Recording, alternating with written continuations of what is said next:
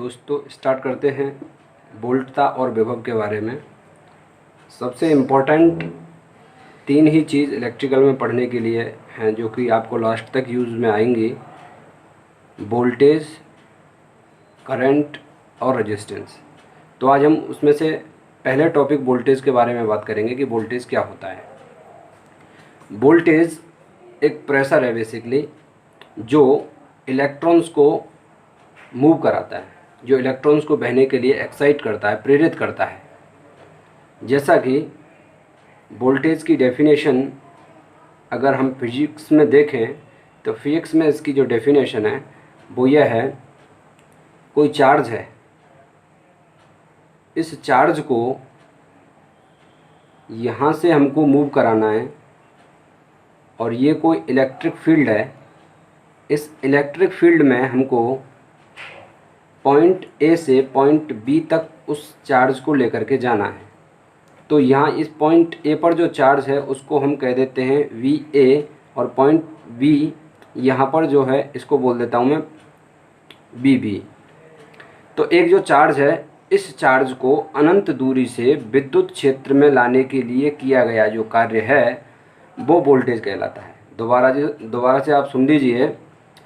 किसी भी यूनिट, कोई एक मूविंग चार्ज है, उस मूविंग चार्ज को आप अनंत दूरी से विद्युत क्षेत्र में लाने के लिए जो कार्य करेंगे वही वोल्टेज है, वही आपका वोल्टेज है, वही आपका विभव है। तो अब यहाँ इलेक्ट्रिक फील्ड स्टार्ट हो जाता है। अब इस इलेक्ट्रिक फील्ड के पॉइंट ए से पॉइंट बी तक उस चार्ज को ले जाने के लिए आपको और कार्य करना पड़ेगा। यानी कि यहाँ इलेक्ट्रिक फील्ड है वो कम है और यहाँ इलेक्ट्रिक फील्ड ज़्यादा है, और कम इलेक्ट्रिक फील्ड से आप उठा करके उस चार्ज को ज़्यादा इलेक्ट्रिक फील्ड में लेके गए। यानी कि आपको जो बल लगेगा, जो वोल्टेज लगेगा वो ज़्यादा लगाना पड़ेगा। यानी कि पॉइंट ए का जो पोटेंशियल है वो कम होगा और पॉइंट बी का जो पोटेंशियल है वो ज़्यादा होगा। तो हम कह सकते हैं बी बी माइनस बी ए, बी बी माइनस बी ए। इन दोनों का जो अंतर आएगा वो आपका पोटेंशियल डिफरेंस होगा, पोटेंशियल डिफरेंस। इसको आप बोलते हैं विभवांतर।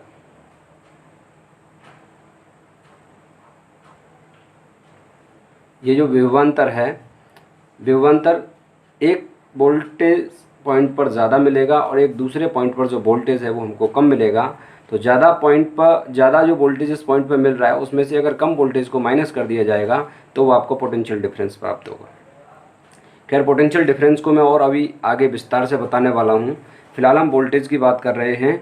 तो वोल्टेज क्या हो गया, एक मूविंग चार्ज है, उस मूविंग चार्ज को अनंत दूरी से इलेक्ट्रिक फील्ड में लाने के लिए किया गया जो कार्य है वो आपका वोल्टेज कहलाता है। यदि हम वोल्टेज को मैकेनिकल से समझें, मैकेनिकल से मतलब अगर हम इसको यांत्रिक में समझें, जैसे हमारा इलेक्ट्रिकल में वोल्टेज है वैसे हमारा यांत्रिक में भी मैकेनिकल पोटेंशियल होता है। मैकेनिकल पोटेंशियल क्या है, मान लीजिए आपको एक भार उठाने के लिए मैं बोलता हूँ, एक वजन उठाने के लिए बोलता हूँ, तो ये हमारी पृथ्वी है, पृथ्वी है। अब इस पृथ्वी पर ये भार रखा हुआ है। अब इस भार को उठाने के लिए यहाँ पर किसी व्यक्ति को बल लगाना पड़ेगा, फोर्स लगाना पड़ेगा। तो यहाँ पर उसको लगाना पड़ा भाई साहब बल, यहाँ लगाया उसने फोर्स। तो ये जो फोर्स जो लग रहा है पृथ्वी के गुरुत्वाकर्षण के, ये गुरुत्वाकर्षण है पृथ्वी का, इस गुरुत्वाकर्षण के विपरीत लग रहा है। कहने का मतलब है कि ये जो बल जो हम लगा रहे हैं इस भार को उठाने के लिए, ये जो बल हम लगा रहे हैं इस गुरुत्वाकर्षण के विपरीत में लगा रहे हैं। ऐसे ही कुछ यहाँ पर हो रहा है। देखिए, इस चार्ज को और इस इलेक्ट्रिक फील्ड में लाने के लिए मान लीजिए एक पॉजिटिव चार्ज है, इस पॉजिटिव चार्ज का इलेक्ट्रिक फील्ड ये होगा,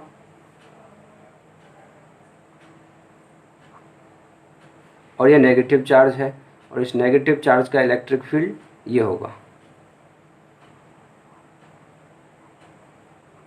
इलेक्ट्रिक फील्ड यानी कि विद्युत क्षेत्र। ठीक है जी। ये पॉजिटिव चार्ज का जो विद्युत क्षेत्र है वो बाहर की तरफ जा रहा है, और नेगेटिव चार्ज यानी कि ऋणात्मक आवेश का जो विद्युत क्षेत्र है वो अंदर की तरफ आ रहा है। तो आपको पता है कि इलेक्ट्रॉन मूव करता है। ये बैटरी है, देखिए ये बैटरी है ना, एक सेल की बैटरी बना दी मैंने इसको, और ये हमारा रेजिस्टेंस है, ये हमारी बैटरी हो गई, ठीक है। और यहाँ से करंट फ्लो करना है। आपको पता है कि आवेश का जो प्रवाह होता है वो करंट कहलाता है। तो अब इधर से तो इलेक्ट्रॉन इधर की तरफ आएंगे, ठीक है ना। इलेक्ट्रॉन्स का जो प्रवाह है वो नेगेटिव से पॉजिटिव की तरफ होता है। तो देखिए अब इलेक्ट्रॉन्स है वो किधर आ रहा है, पॉजिटिव की तरफ आ रहा है, यानी कि धनात्मक क्षेत्र की तरफ आ रहा है।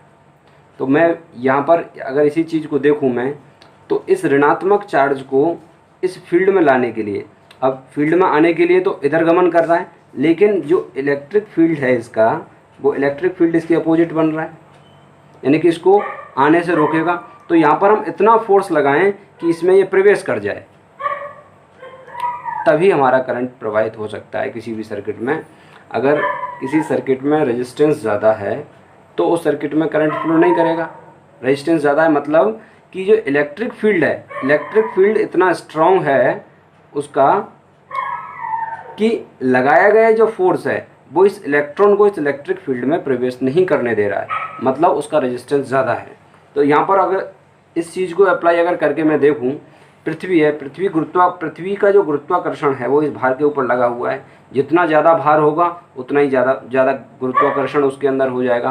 तो लगाया गया बल है वो भी हमको ज़्यादा लगाना पड़ेगा, तभी ये भार है इस पृथ्वी से अलग किया जा सकता है। यानी कि इस पृथ्वी से इस भार को 2 मंजिल, 3 मंजिल, 4 मंजिल, जितना भी आप ऊपर ले जाना चाहते हैं, उसको ऊपर ले जाने के लिए आपको क्या करना पड़ेगा, यहाँ पर अधिक बल लगाना पड़ेगा।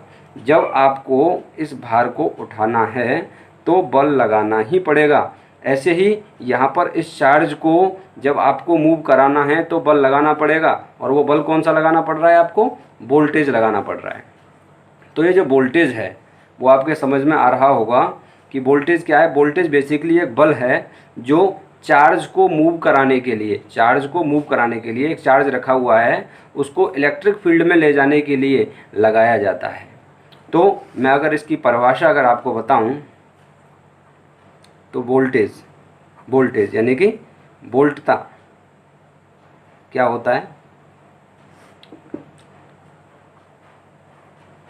किसी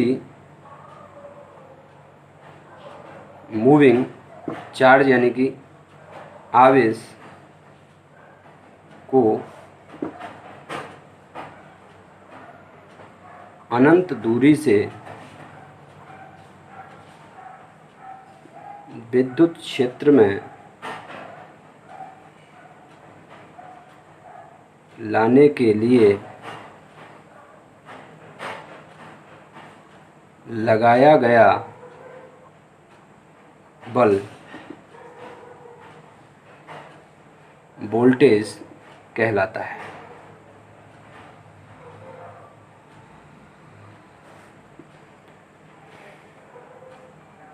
वोल्टेज की इकाई वोल्ट होती है। वोल्टेज की इकाई वोल्ट होती है। बड़े स्तर पर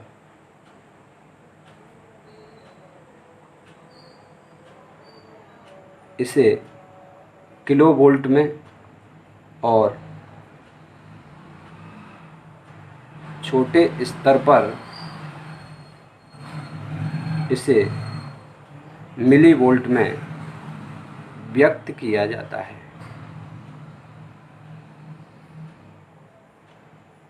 इतना आपके समझ में आ गया होगा कि वोल्टेज क्या है, वोल्टेज की इकाई क्या है। तो वोल्टेज की इकाई अभी आपने देखी, और परीक्षा में आजकल थोड़ा सा इसको चेंज करके दे रहा है। वो चेंज क्या दे रहा है, वो दे देता है कि वोल्टेज बराबर, जैसे भी मैंने आपको बताया कि इस चार्ज को, ये जो चार्ज है, इस चार्ज को यहाँ तक लाने के लिए एक बल लगाना पड़ेगा।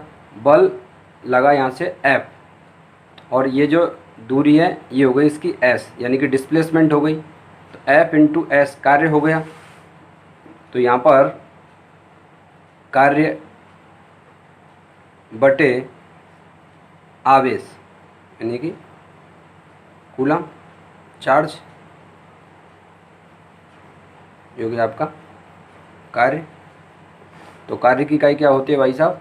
कार्य की इकाई होती है आपकी जूल, और आवेश की इकाई क्या होती है आपकी? कूलाम। क्या होगा इसकी? जूल प्रति कूलाम। 1 जूल प्रति कूलाम बराबर 1 वोल्ट होता है। 1 जूल प्रति कूलाम बराबर 1 वोल्ट होता है। इस चीज़ को आप ध्यान रखेंगे, 1 वोल्ट होता है, इम्पोर्टेंट है, ठीक है जी। इस चीज़ को आप याद रखेंगे, 1 जूल प्रति वोल्ट बराबर, सॉरी 1 जूल प्रति कूलाम बराबर 1 वोल्ट होता है। इस चीज़ को आप याद रखेंगे। यहाँ से आगे मैं बात करता हूँ कि 1 वोल्ट क्या होता है। तो 1 वोल्ट, 1 वोल्ट 3 क्वांटिटी है हमारे पास में, एक रेजिस्टेंस, एक वोल्टेज और एक करंट, ठीक है। हमको वोल्ट का पता करना है, तो 2 राशि और कौन सी बच गई हमारे पास में? एक तो बच गई रेजिस्टेंस और एक बच गई करंट। और वोल्टेज का हमको पता करना है कि भाई 1 वोल्ट क्या होता है। तो वोल्टेज का फॉर्मूला क्या होता है? V बराबर I इंटू R, ये फॉर्मूला होता है। तो 1 कब आएगा वोल्टेज? 1 वोल्टेज जब आएगा जब I का मान 1 एम्पियर हो और R का मान 1 ओम हो, जब जाकर के वोल्टेज क्या आएगा? 1 का गुणा 1 में करूँगा तो क्या आएगा? 1, और वोल्टेज की इकाई क्या बताई अभी मैंने? वोल्ट। तो 1 वोल्ट आ गया। यानी कि इसको अगर मैं दूसरा सर्किट बना के अगर मैं आपको समझाने का प्रयत्न करूं, तो मैंने यहाँ एक एम्पीयर मीटर लगाया और यहाँ पर मैंने एक वोल्टेज सोर्स लगाया, और वोल्टेज सोर्स मेरा वेरिएबल है, और यहाँ मैंने एक रेजिस्टेंस लगा दिया, उसका मान मुझे पहले से ही पता है, और वो कितने मान का है? 1 ओम का है।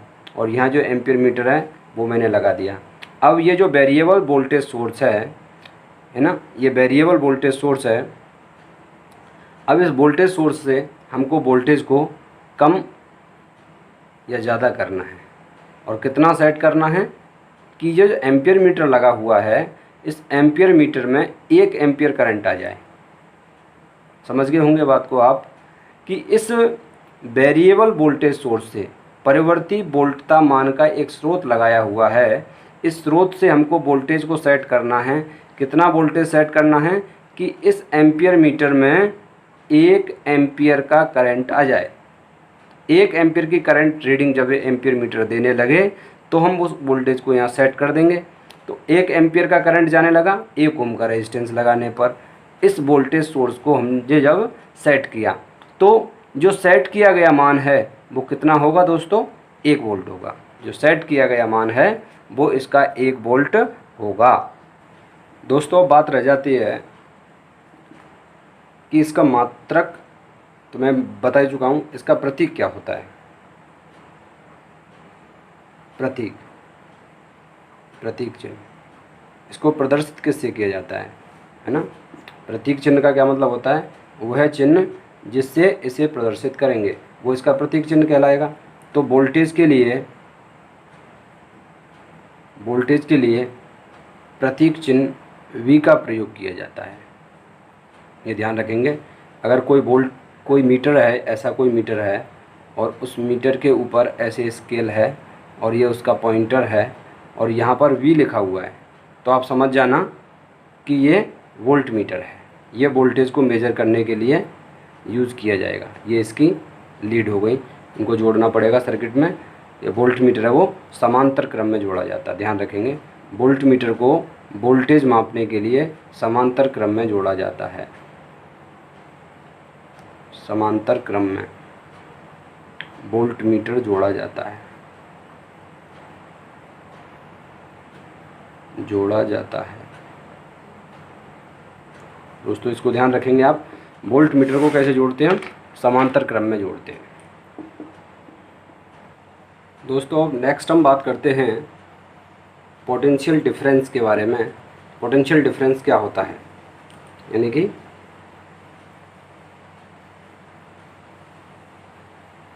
विभवांतर, यानी कि पोटेंशियल डिफरेंस। पोटेंशियल डिफरेंस क्या है, देखिए इलेक्ट्रिक फील्ड में अभी मैंने बताया था किसी चार्ज को लेकर के हम आ रहे हैं। मान लीजिए यहाँ पर ये इलेक्ट्रिक फील्ड है, इलेक्ट्रिक फील्ड बाहर की तरफ गमन कर रहा है। ये देखिए एक पॉजिटिव चार्ज है, पॉजिटिव चार्ज का जो इलेक्ट्रिक फील्ड बनेगा वो बाहर की तरफ जाता हुआ बनेगा।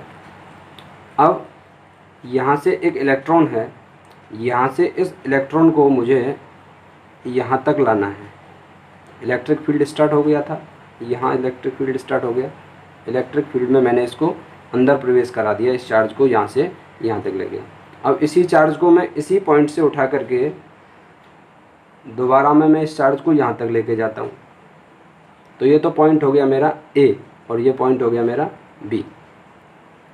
तो यहाँ तक ले जाने के लिए मुझे जो कार्य करना पड़ेगा वो ज़्यादा कार्य करना पड़ेगा, और यहाँ तक ले जाने के लिए मुझे कम कार्य करना पड़ेगा, यानी कि बी बी माइनस बी ए।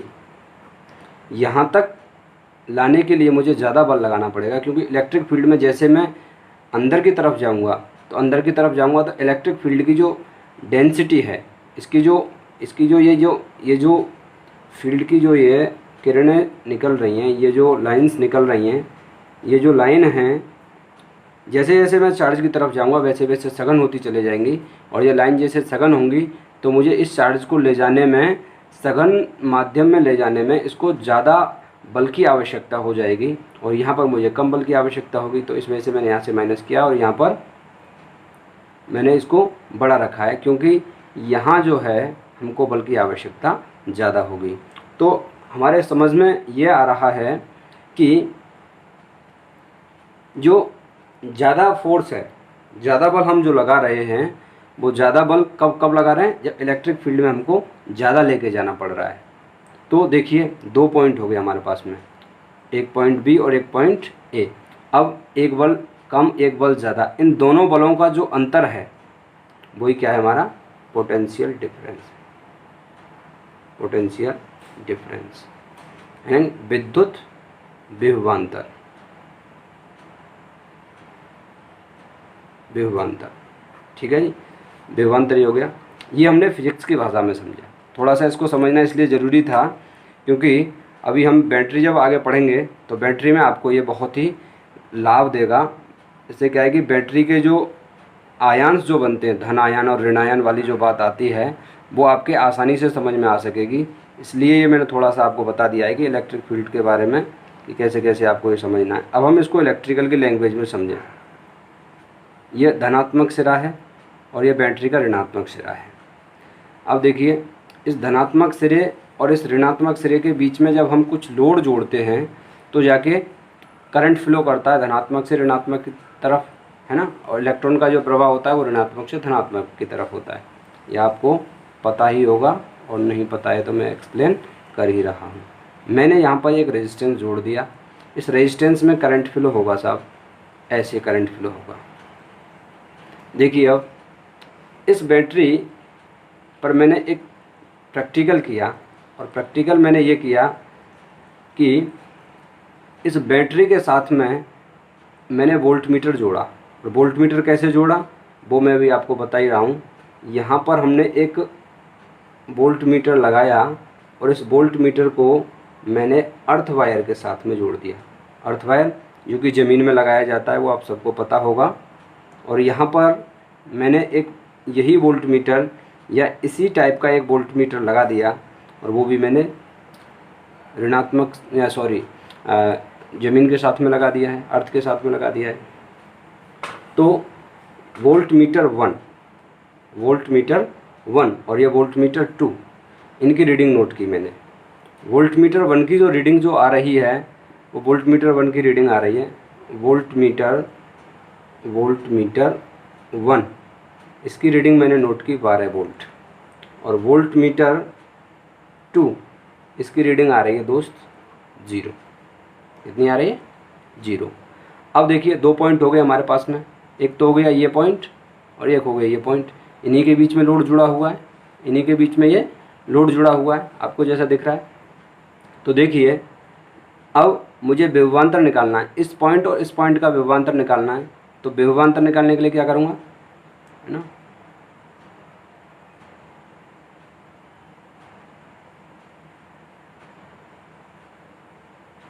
विभवांतर निकालने के लिए अब V1 की वोल्ट मीटर 1 की रीडिंग में से वोल्ट मीटर 2 की रीडिंग को माइनस कर दो। तो विभवांतर क्या आ जाएगा दोस्तों, 12 माइनस 0 बराबर 12 वोल्ट। यदि ये विभवांतर नहीं होता तो ये जो लोड कनेक्ट हमने किया है, इस लोड में कभी भी पॉजिटिव से नेगेटिव की तरफ करंट फ्लो नहीं होता।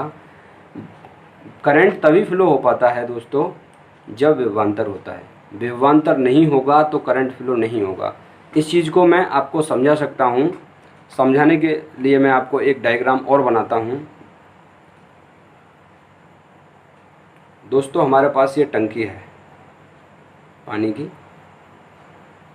इसी के बिल्कुल लेवल में उतनी ही बड़ी टंकी ये रखी हुई है।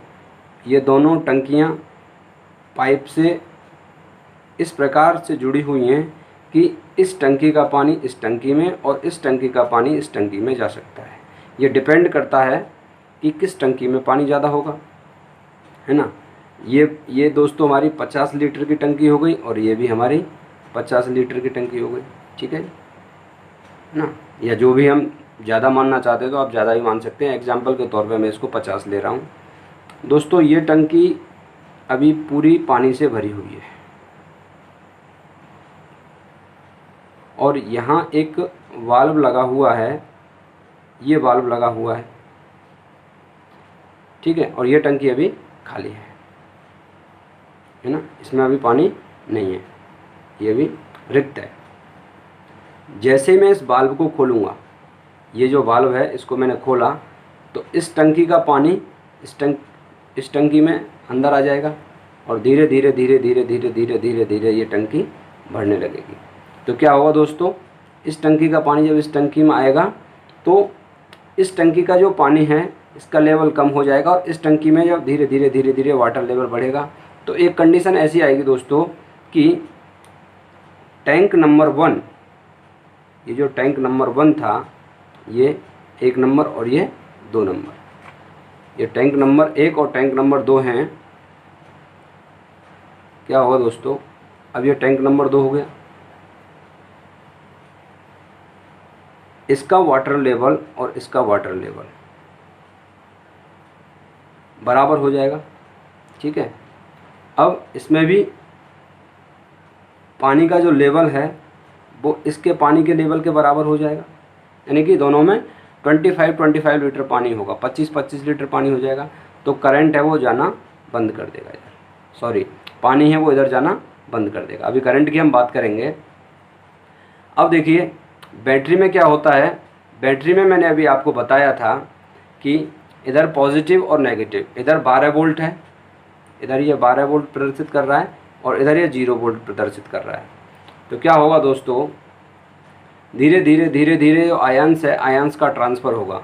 पॉजिटिव प्लेट और नेगेटिव प्लेट पर जो आयंस हैं, ठीक है, कैटायन और एनायंस की जो उपस्थिति है वो जब बराबर हो जाएगी तो उस स्थिति में बैटरी है वो पॉजिटिव से नेगेटिव की तरफ करंट पहुंचाना बंद कर देगी। उसी कंडीशन को हम बोलते हैं कि बैटरी डिस्चार्ज हो गई। बैटरी डिस्चार्ज का मतलब क्या है, नेगेटिव प्लेट और पॉजिटिव प्लेट के ऊपर आयंस हैं धनायन और ऋणायन हैं वो बराबर हो जाते हैं। जितने आयन्स पॉजिटिव प्लेट पर ऋणायन होंगे उतने ही ऋणायन नेगेटिव प्लेट पर भी होंगे, उतने धनायन पॉजिटिव प्लेट पे होंगे उतने ही धनायन नेगेटिव प्लेट पे होंगे। जब दोनों प्लेटों पर जब आयन्स की संख्या बराबर हो जाती है तो उस कंडीशन में बैटरी को डिस्चार्ज कहा जाता है। तो दोस्तों निश्चित तौर पर आपके समझ में आया होगा, यह वोल्टेज का जो डिफरेंस है इसको हम पोटेंशियल डिफरेंस के नाम से जानते हैं। ये किस हिसाब से ये काम करता है और क्या है। ये पोटेंशियल डिफरेंस जो है, पोटेंशियल डिफरेंस किसी भी सर्किट में करंट फ्लो कराने के लिए ज़रूरी है। इस पोटेंशियल डिफरेंस को मैं एक और माध्यम से आपको समझाना चाहूँगा। एक हमारे पास में एक ये सॉकेट है, सॉकेट है दोस्तों। सॉकेट में आपने देखे होंगे ये लगे रहते हैं, ये थोड़ा बड़ा रहता है, अर्थिंग का ये आगे की बात है, मैं आपको बताऊंगा, है ना। अर्थ की कंटिन्यूटी अच्छी बनाने के लिए, अर्थ का रेजिस्टेंस कम करने के लिए इसको बड़ा और मोटा बनाया जाता है। अब देखिए आगे देखेंगे इसे। यहाँ पर राइट में हमेशा फेज होता है दोस्तों और इधर हमारा होगा न्यूट्रल। अब आपने एक प्लग लिया और इस प्लग को, जो 3 सिरे वाला जो प्लग है वो प्लग लिया आपने और प्लग को इसमें आपने लगा दिया। जब इसमें लग जाएगा तो उस कंडीशन में जो लोड है, पंखे का प्लग है तो पंखा चलने लगेगा, मोटर का है तो मोटर चलने लगेगी। जो भी लोड आपने संयोजित इस सॉकेट के साथ में किया है, इस सॉकेट से वही लोड चलने लगेगा। अब देखिए आपने यहाँ से भी कनेक्शन लिया और यहाँ से भी कनेक्शन लिया, मोटर चल गई। अब क्या हुआ, आपने वोल्ट मीटर लगाया और इसको ग्राउंड के साथ, यहाँ वोल्ट मीटर लगाया, इसको भी आपने ग्राउंड के साथ, तो यहाँ बता रहा है ये 230 वोल्ट और यहाँ बता रहा है ये 5 वोल्ट, है ना। तो दोस्तों पोटेंशियल डिफरेंस कितना हुआ, 230 माइनस 5 बराबर 225 वोल्ट। यानी कि जो इससे लोड जुड़ा हुआ है, इससे 2 तार आ रहे हैं। अब मान लीजिए अभी यहाँ पर आपने फ़ैन जोड़ा है। अब इस फैन को जो पोटेंशियल डिफरेंस जो मिल रहा है, वो पोटेंशियल डिफरेंस कितना मिल रहा है, 225 वोल्ट। इस 225 वोल्ट पर यह फ़ैन कार्य कर रहा है। ये न्यूट्रल हो गया था और ये फेज हो गया था। फेज में 230 वोल्ट आ रहा था और यहाँ पर यहाँ पर 5 वोल्ट आ रहा था। तो कुल मिला के अगर हम पूरे सॉल्व करें, मैं आगे KVL बताऊँगा तो KVL में बताऊँगा कि 225 हो कैसे जाता है, इसको आगे की बात है ये। फिलहाल आप यही समझिए कि ये 225 वोल्टेज है, इस पर ये जो हमारा फ़ैन है, ये फ़ैन कार्य कर रहा है। अब देखिए दोस्तों, यदि मैंने इस सॉकेट में से, ये जो सॉकेट है, इस सॉकेट में से ये फेज के वायर में से मैंने यहीं से 2 कनेक्शन ले लिए, ठीक है जी, और मैंने यहाँ पर फ़ैन लगा दिया, ठीक है, ये फ़ैन लगा दिया दोस्तों मैंने। तो क्या ये फ़ैन चलेगा? निश्चित तौर पर आपका आंसर यही बन रहा है दिमाग में कि ये फ़ैन नहीं चलेगा। क्यों?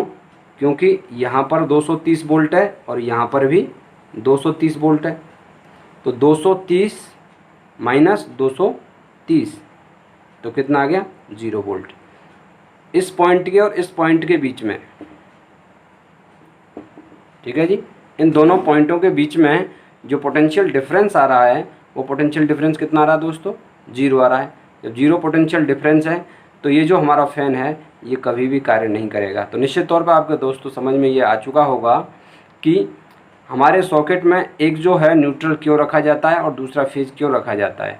इन दोनों के अंदर पोटेंशियल डिफरेंस होता है और उसी पोटेंशियल डिफरेंस के कारण हमारी जो डिवाइस है, हमारे जो उपकरण हैं, वो दोस्तों कार्य करते हैं। दोस्तों पोटेंशियल डिफरेंस की यूनिट के बारे में अगर हम बात करें, पोटेंशियल डिफरेंस यानी कि विभवांतर, इसके बारे में अगर हम बात करें यूनिट की, तो इसकी जो इकाई है, इकाई यानी कि यूनिट, इसकी जो इकाई होती है वो दोस्तों वोल्ट होती है। पोटेंशियल डिफरेंस को वोल्ट में ही मापा जाता है, तो आप इसे अच्छी तरह से याद रखेंगे। तीसरा, टॉपिक जो है हमारा वो आज का है इलेक्ट्रोमोटिव फोर्स। इसको बोलते हैं आप विद्युत वाहक बल। विद्युत वाहक यानी कि विद्युत क्या होता है? आवेश के प्रवाह की दर को आप क्या कहते हैं? विद्युत धारा कहते हैं। आवेश के प्रवाह की दर को आप विद्युत धारा कहते हैं। तो बेसिकली आवेश को बहाने के लिए जो बल लगता है दोस्तों, उसे ही हम EMF इलेक्ट्रोमोटिव फोर्स कहते हैं। इलेक्ट्रोमोटिव फोर्स क्या होता है? विद्युत वाहक बल होता है दोस्तों। विद्युत वाहक बल, जैसा कि मैंने अभी आपको बताया, विद्युत यानी कि आवेश के प्रवाह की दर को विद्युत धारा कहते हो आप। तो विद्युत धारा जो है आवेश का प्रवाह है, तो आवेश को बहाने के लिए, आवेश को है ना चलाने के लिए जो बल लगाया जाता है दोस्तों, उसे ही हम EMF कहते हैं। और EMF की इकाई भी क्या है भाई? वोल्ट है। ध्यान रखेंगे, कई बार पूछी जाती है परीक्षा में, बहुत सामान्य से क्वेश्चन ये होते हैं। एक कंपटीशन की तैयारी करने वाले स्टूडेंट के बिल्कुल दिमाग में ये चीज़ें होनी चाहिए। फ़िलहाल मैं आपको इलेक्ट्रोमोटिव फोर्स के बारे में ये जानकारी दे रहा था कि इलेक्ट्रोमोटिव फोर्स होता क्या है। अब बेसिकली अब इनमें मुझे अंतर पता करना है। इलेक्ट्रोमोटिव फोर्स आपके समझ में आ गया होगा कि इलेक्ट्रॉन्स को गति देने के लिए जो बल, आवेश एक्चुअली इलेक्ट्रॉनिक गति करता है, इस वजह से हम आवेश को इलेक्ट्रॉन के नाम से भी जान सकते हैं। इलेक्ट्रॉन को गति देने के लिए कभी भी पॉजिटिव आवेश है वो गति नहीं कर रहा है, वो अपनी जगह स्थिर है, क्योंकि हम जानते हैं कि एक एटम है, इसके केंद्र में धनात्मक होता है, और ये जो है इलेक्ट्रॉन है वो गमन करता है। ये जो सेंटर में जो पॉजिटिव है वो सेंटर में ही रहता है, नाभिक के सेंटर में ही बैठा रहता है। इसकी हम आगे चर्चा करेंगे। नाभिक में प्रोटॉन के साथ में न्यूट्रॉन भी होता है और इलेक्ट्रॉन इसके चक्कर लगाते हैं। नाभिक की खोज किसने की?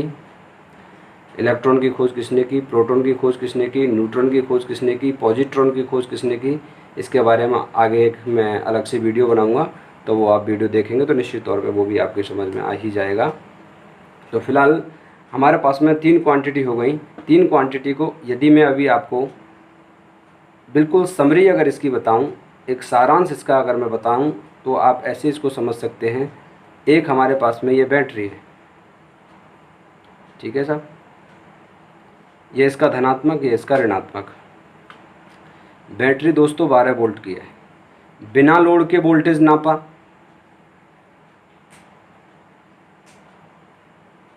बिना लोड के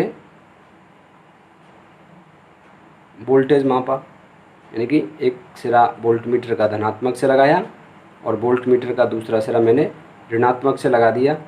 तो ये बिना भार के अगर मैं ऐसे अगर कर रहा हूँ, तो जो हमारा जो प्राप्त होगा वो हमारा EMF प्राप्त होगा। ठीक है जी, जो मैं वोल्ट मीटर लगा रहा हूँ, बिना लोड के जो मैं वोल्टेज मेजरमेंट कर रहा हूँ, तो वो जो आएगा हमारा, तो वो हमारा EMF आएगा, नंबर 1। नंबर दूसरी कंडीशन ये आ रही है दोस्तों, मैंने भी बताया था, एक तो हम धनात्मक सिरे के साथ में वोल्ट मीटर लगाएं और दूसरा हम ऋणात्मक सिरे के साथ में वोल्ट मीटर लगाएं। तो धनात्मक और ऋणात्मक सिरे के बीच धनात्मक और ऋणात्मक सिरे के बीच में वोल्टेज का अंतर है ना, विभवांतर, यानी कि भाई साहब पोटेंशियल डिफरेंस। ठीक है जी। नंबर तीसरी बात, वोल्टता, यानी कि विभव क्या होता है। इस बैटरी के सिरों से दोस्तों यहाँ मैंने लोड जोड़ दिया, तो लोड जोड़ने पे क्या होगा, ये जो प्लस और माइनस जो सिरे हैं इन पर वोल्टेज कुछ कम मिलेगा, वोल्टेज कुछ कम मिलेगा, तो वही वोल्टता कहलाएगा। तो वोल्टता क्या हो गया, लोड के साथ मापा गया, लोड के साथ मापा गया वोल्टेज क्या कहलाता है, वोल्टता या विभव कहलाता है। तो तीन चीज़ें, इन तीनों को आप याद रखेंगे। तीनों की जो यूनिट है वो सेम है, यानी कि वोल्ट होती है इन तीनों की यूनिट, ये आप ध्यान रखेंगे। और तीनों ही जो एक क्वांटिटी हैं, तीनों क्वांटिटी हैं वो क्या है दोस्तों, हमारी तीनों क्वांटिटी हमारी स्केलर क्वांटिटी हैं, अदिश राशि हैं। ये जो उपरोक्त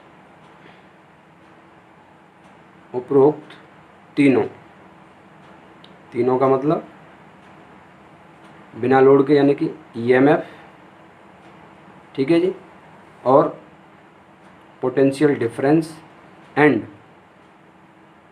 वोल्टेज क्या है हमारी, ये अदिश राशि है, अदिश राशि है, अदिश राशि होगी दोस्तों हमारी। अदिश राशि का मतलब अंग्रेजी में बोलते हैं इसे स्केलर क्वांटिटीज़, ठीक है जी। ये हमारी स्केलर क्वांटिटीज़ हैं, इसको आप ध्यान रखेंगे। अब मैं आपको थोड़ा सा इन तीनों को समझाने के लिए मैं आपको एक चीज़ और एक्सप्लेन करना चाहूँगा, एक चीज़ और बताना चाहूँगा। एक आदमी जो खाना खा रहा है, 4 रोटी उसने खाना खाया, 4 रोटी से जो उसको शक्ति प्राप्त हुई वो हो गई दोस्तों हमारी ईएमएफ। खाना खाने के बाद में जो उसे टोटल जो एनर्जी मिली वो उसकी हो गई ईएमएफ, ठीक है जी। अब वो काम करेगा तो पूरी एनर्जी तो लगा नहीं देगा, उसकी खुद की एनर्जी और काम में कितनी एनर्जी की रिक्वायरमेंट है, इन दोनों का जो अंतर कहलाएगा वो आपका पोटेंशियल डिफरेंस होगा। और जो काम में जो एनर्जी लगी होगी, जो विभव लगा होगा, उस व्यक्ति का काम में जो विभव लगा हुआ है वो उसका वोल्टेज कहलाएगा, है ना। 3 चीज़ हो गई। खाना खाने से जो उसको शक्ति प्राप्त हुई, वो कुल जो बल जो मिल रहा है खाने से, वो हो गया ईएमएफ। दूसरा भाई विभवांतर, उसके अंदर कितना विभव है और कार्य में कितना विभव लग रहा है, वो उसका हो गया विभवांतर, उसका जो अंतर जो आएगा, ठीक है। और वोल्टता, कार्य में जो विभव उस व्यक्ति का लग रहा है, उस व्यक्ति का पोटेंशियल उस कार्य में लग रहा है, उसको हम वोल्टता के नाम से जानते हैं। तो निश्चित तौर पर आपको ये समझ में आया होगा। वीडियो को लाइक करें, सब्सक्राइब करें, अपने दोस्तों के साथ शेयर करें, और ऐसी अच्छी जानकारी प्राप्त करने के लिए सबसे पहले आपके पास में ये पहुंच जाए, इसके लिए आप बेल आइकन को भी दबाएंगे। इससे क्या है कि लेटेस्ट नोटिफिकेशन आपके पास तुरंत ही आ जाएगा। जैसे मैं वीडियो अपलोड करूँगा तो वो सबसे पहले आपके पास पहुँचेगा। वीडियो को लास्ट तक देखने के लिए धन्यवाद।